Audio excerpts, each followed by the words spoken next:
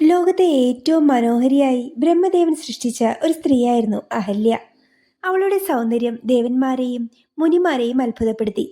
ബ്രഹ്മദേവൻ അഹല്യയെ ഗൗതമ മഹർഷിക്ക് വിവാഹം ചെയ്തു നൽകി. ഗൗതമ മഹർഷിയും അഹല്യയും ആശ്രമത്തിൽ സാത്വിക ജീവിതം നയിച്ചു വരികയായിരുന്നു. അങ്ങനെയിരിക്കെ ഒരു ദിവസം ഗൗതമ മഹർഷി ബ്രഹ്മമുഹൂർത്തത്തിൽ കാവേരി നദിയിൽ സ്നാനത്തിനായി പുറപ്പെട്ടു. അഹല്യയുടെ സൗന്ദര്യത്തിൽ ആകൃഷ്ടനായ ദേവരാജൻ ഇന്ദ്രൻ ആ സമയം ആശ്രമത്തിലെത്തി. ഇന്ദ്രൻ ഗൗതമ മഹർഷിയുടെ രൂപം സ്വീകരിച്ച് അഹല്യയുടെ പക്കലെത്തി. സ്വന്തം ഭർത്താവാണെന്ന് കരുതി അഹല്യ ഇന്ദ്രനെ സ്വീകരിച്ചു. എന്നാൽ ഉടൻ തന്നെ അഹല്യ വഞ്ചന തിരിച്ചറിഞ്ഞു.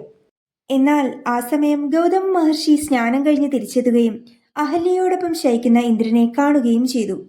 ക്രുദ്ധനായ ഗൗതമ മഹർഷി ശരീരമെങ്ങും 1000 സ്ത്രീയോനികൾ പ്രത്യക്ഷപ്പെടട്ടെ എന്ന് ഇന്ദ്രനെ ശപിച്ചു.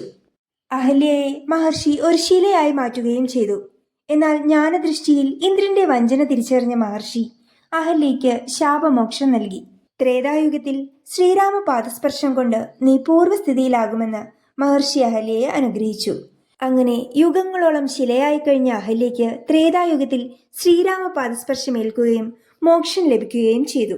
ശാപവശാൽ ശരീരമാസകലം സ്ത്രീയോനികൾ പ്രത്യക്ഷപ്പെട്ട ഇന്ദ്രൻ മറ്റു ദേവന്മാർക്ക് മുൻപിൽ ലജ്ജിതനായി. തുടർന്ന് ദേവന്മാരും ഇന്ദ്രനും ബ്രഹ്മാവിനെയും ഗൗതമ മഹർഷിയെയും സമീപിച്ചു. അവർ മഹർഷിയോട് മാപ്പപേക്ഷിച്ചു. ഇന്ദ്രനിൽ കരുണ തോന്നിയ മഹർഷി യോനികൾക്ക് പകരം ശരീരമാസകലം 1000 കണ്ണുകളായി പരിണമിക്കട്ടെ എന്ന് ശാപമോക്ഷം നൽകി.